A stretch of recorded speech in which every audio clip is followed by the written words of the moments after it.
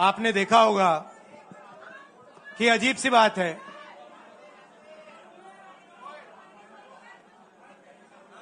BJP की जो पूरी मूवमेंट थी, राम मंदिर की, अयोध्या की मूवमेंट थी। सही बात।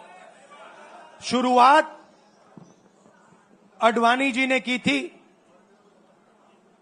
रथ यात्रा हुई थी, उसमें आपने अडवाणी जी को रथ पे देखा था। कहा जाता है कि नरेंद्र मोदी जी ने उस यात्रा में अडवाणी जी की मदद की थी। इनकी शुरुआत वहां हुई, राइट? ठीक है। रथ यात्रा चली और पार्लियामेंट में मैं सोच रहा था कि उन्होंने राम मंदिर का इनॉग्रेशन किया और राम मंदिर के इनॉग्रेशन में अदानी जी दिख गए, अंबानी जी दिख गए, मगर गरीब व्यक्ति वहां कोई नहीं दिखा। आपने देखा होगा, टीवी पे देखा आपने। अब उसका नतीजा बताता हूं। पार्लियामेंट में मैं यहां बैठता हूं, यहां पे अयोध्या के एमपी बैठते हैं। देखा आपने उनका चेहरा? इंडिया गठबंधन के हैं, है ना? मैंने उनसे पूछा कि भैया आप मुझे एक बात समझाओ, ये बीजेपी ने अपनी पूरी पॉलिटिक्स अयोध्या की पॉलिटिक्स थी। चुनाव के पहले इन्होंने राम मंदिर का इनॉग्रेशन किया, राम भगवान को पॉलिटिसाइज करने की कोशिश की, मीडिया में फैला दिया। मैंने उनसे पूछा भैया एक बात बताओ, यह हुआ क्या कि उन्होंने राम मंदिर का इनॉग्रेशन किया और इंडिया गठबंधन अयोध्या में चुनाव जीत गया? यह हुआ क्या? और मुझे जवाब उन्होंने दिया, मैं ये जवाब आपको देना चाहता हूं। उन्होंने कहा राहुल जी, मुझे पता लग गया था, तकरीबन 6 महीने पहले मुझे पता लग गया था कि मैं अयोध्या से लड़ूंगा, और जिस दिन मुझे पता लगा उस दिन मुझे यह भी मालूम था कि मैं सिर्फ लड़ूंगा नहीं, इंडिया गठबंधन अयोध्या से जीतने जा रहा है। मैंने कहा कि आपको कैसे मालूम? पूरी देश में, मीडिया में, सब जगह राम मंदिर का इनॉग्रेशन हुआ, तो आपको कैसे मालूम? उन्होंने कहा कि राहुल जी, जब मैं अयोध्या में लोगों से बात करता था तो मुझे अयोध्या के लोग सिर्फ 2-3 चीजें कहते थे। पहली बात कहते थे कि अयोध्या में मंदिर बनाने के लिए, क्लीन अप करने के लिए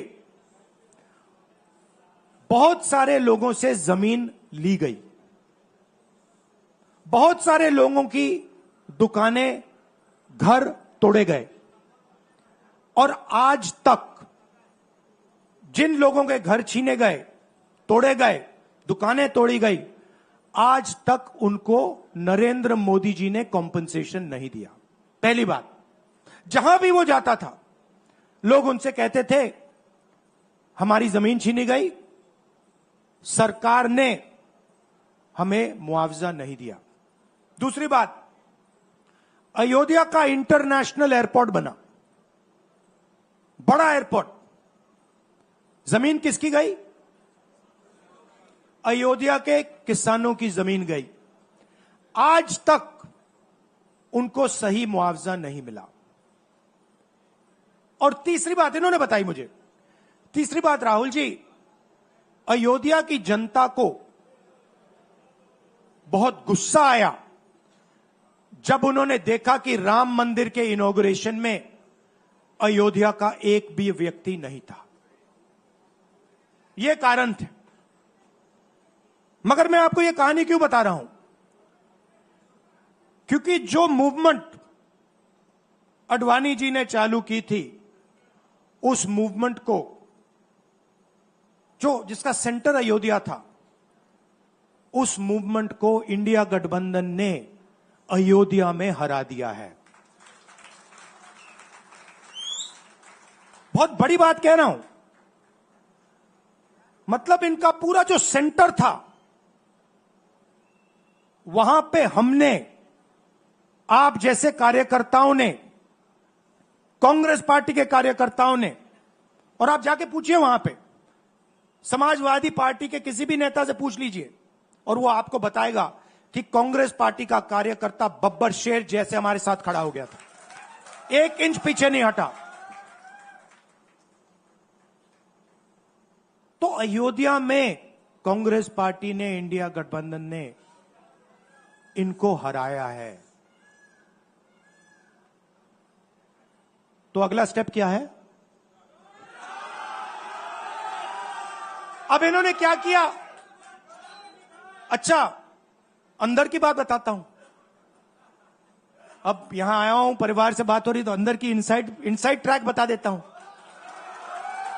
इनसाइड ट्रैक है, उसी एमपी ने बताया, राहुल जी यहां पे 3 बार सर्वे हुआ था, नरेंद्र मोदी जी वाराणसी से नहीं लड़ना चाहते थे, नरेंद्र मोदी जी अयोध्या से लड़ना चाहते थे। उनके सर्वेयर आए, 3 बार आए, नरेंद्र मोदी जी आए, और सर्वेयर ने उनको कह दिया, नरेंद्र मोदी जी अगर आप अयोध्या से लड़ेंगे, आप अयोध्या में हारेंगे,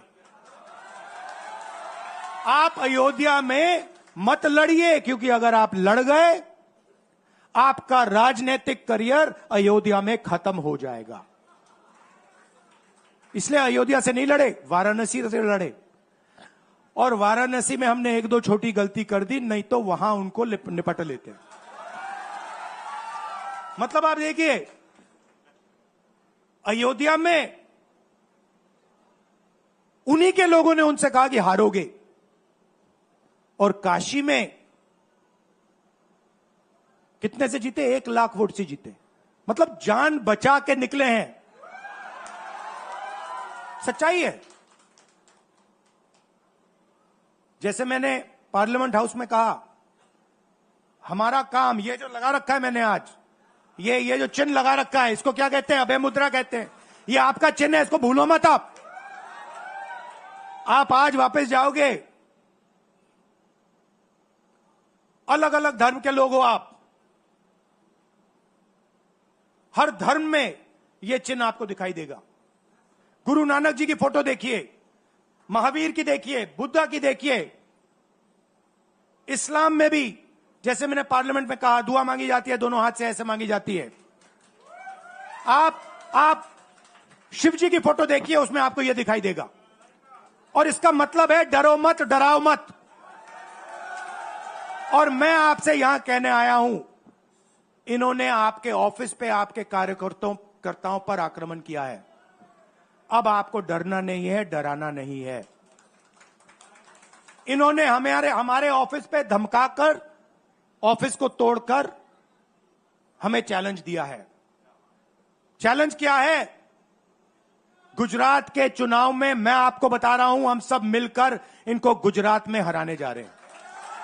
जो हमने कहा, और लिख के ले लो, कांग्रेस पार्टी की जो आत्मा है वो गुजरात के चुनाव में लड़ेगी, और नरेंद्र मोदी और बीजेपी को गुजरात में, जैसे हमने अयोध्या में हराया है, वैसे ही हम गुजरात में इनको हराने जा रहे हैं।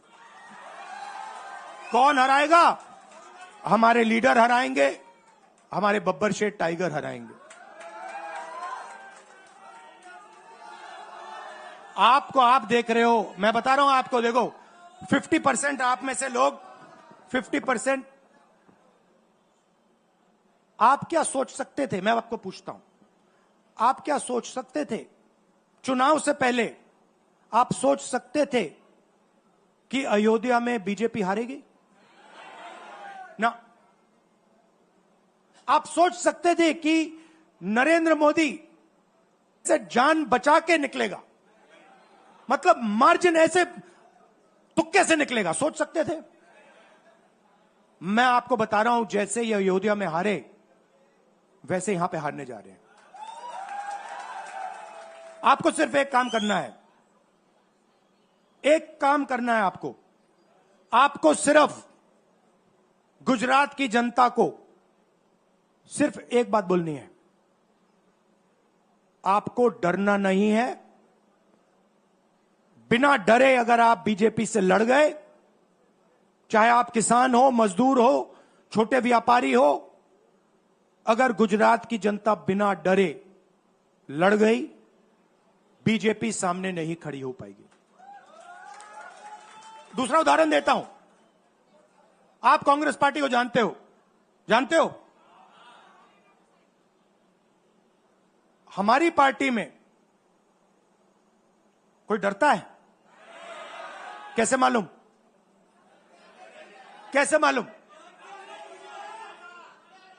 हमारी पार्टी में दिल से बात कर देते हैं। बड़ा सा बड़ा हो, राहुल गांधी हो, हमारे पार्टी के लोग कहते हैं राहुल गांधी, मुझसे कहते हैं, मेरे कमरे में आके कहते हैं, राहुल जी ये जो आपने किया हमें अच्छा नहीं लगा। कहते हैं, मैं बता रहा हूं आपको, और मैं कहता हूं आपने सही बोला, इस बार मैंने ऐसे नहीं करना था, जो आप बोल रहे हो वैसे करना था। हम डरते नहीं है, ना हमारे कार्यकर्ता हमें बोलने से डरते हैं, ना हम अपनी कार्यकर्ता की बात सुनने से डरते हैं, ना हमारा कार्यकर्ता हमसे डरता है। अब देखिए, मैं आपको रियलिटी बता रहा हूं। बीजेपी में नरेंद्र मोदी बैठे हैं, उनकी पूरी टीम बैठी है उनके सामने। मैं आपको इंटरनल बात बता रहा हूं, उनमें से कोई नरेंद्र मोदी को नहीं चाहता, मगर कोई नहीं चाहता, मतलब पूरी लीडरशिप टीम देख लो आगे बैठी है। मैं बता रहा हूं आपको, अंदर की बात बता रहा हूं, इनसाइड ट्रैक दे रहा हूं, कोई नहीं चाहता, मगर दम नहीं है, डरते हैं।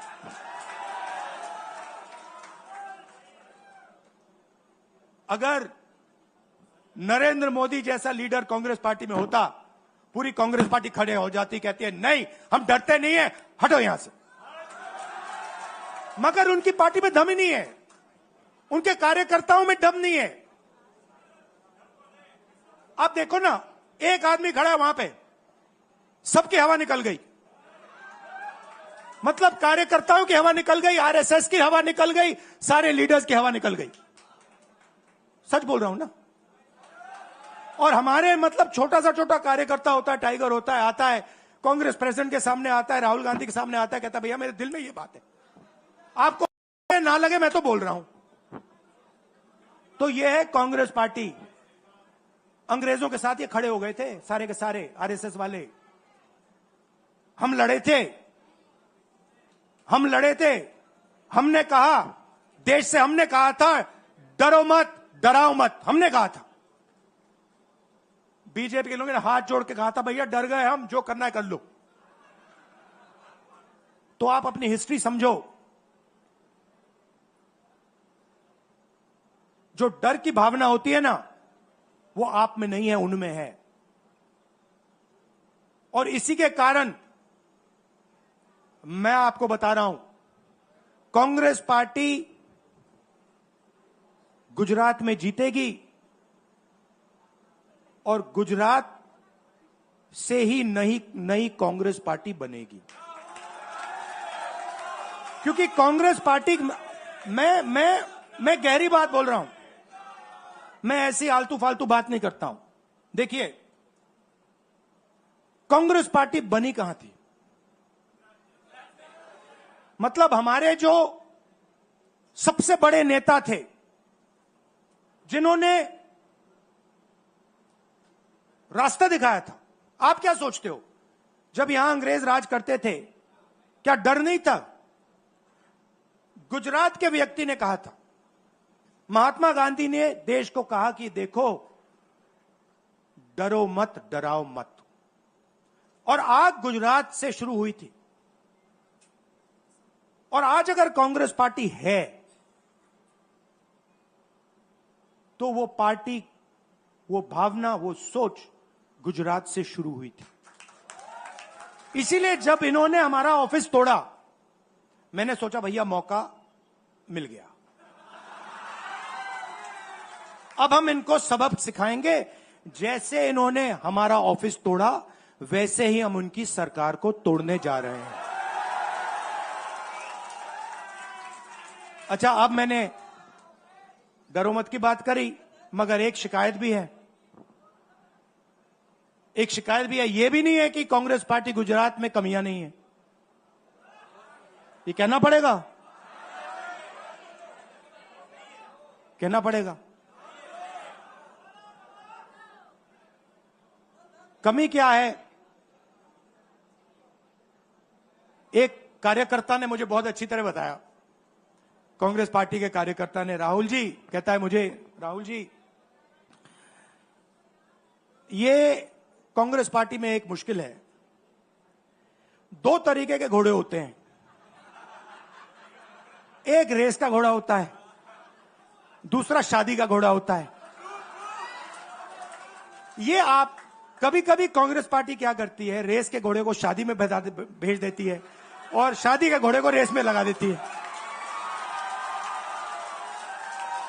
तो उसने कहा ये आप बंद करा दीजिए, रेस के घोड़े को आप रेस दौड़ाइए और शादी के घोड़े को आप शादी में भेजिए। तो ये हमें गुजरात में करना है। जो रेस का घोड़ा है, जो तैयार है, दौड़ने के लिए तैयार है, उसको रेस में लगाना चाहिए।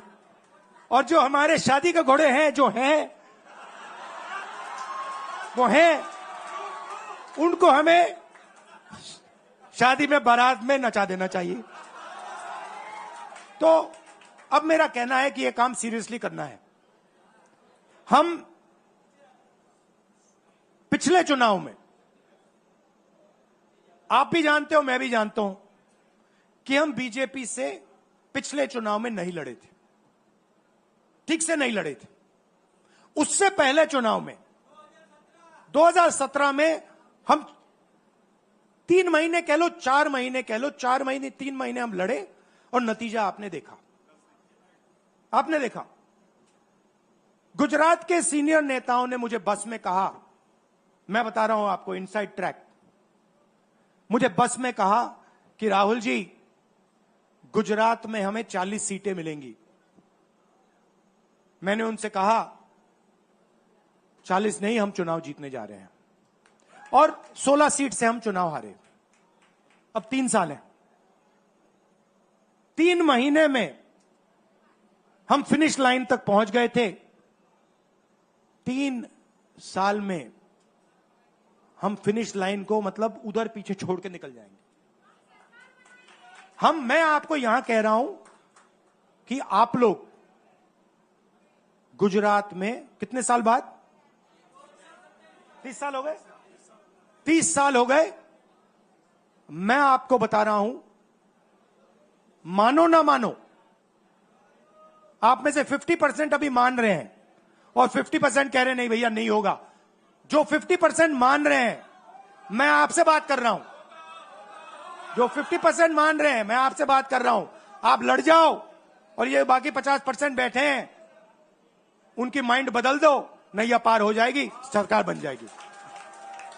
और मैं आपसे कहना चाहता हूं कि एआईसीसी की टीम, राहुल गांधी, मेरी बहन, सारे के सारे सीनियर लीडर आपके साथ यहां खड़े होंगे, आपके साथ मिलकर इनकी सरकार को तोड़ेंगे।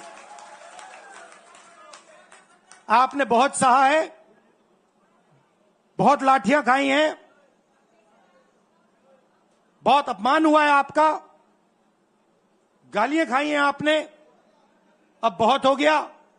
अब इनको हमें सबक सिखाना है और हम इनको हराने जा रहे हैं। और नफरत से नहीं, मोहब्बत से आप देखना, मोहब्बत से हम इनको हराएंगे। कैसे? क्योंकि नरेंद्र मोदी जी का जो विजन था, वो गुब्बारा जो था वो फट गया है, फटाक से वो फट गया है।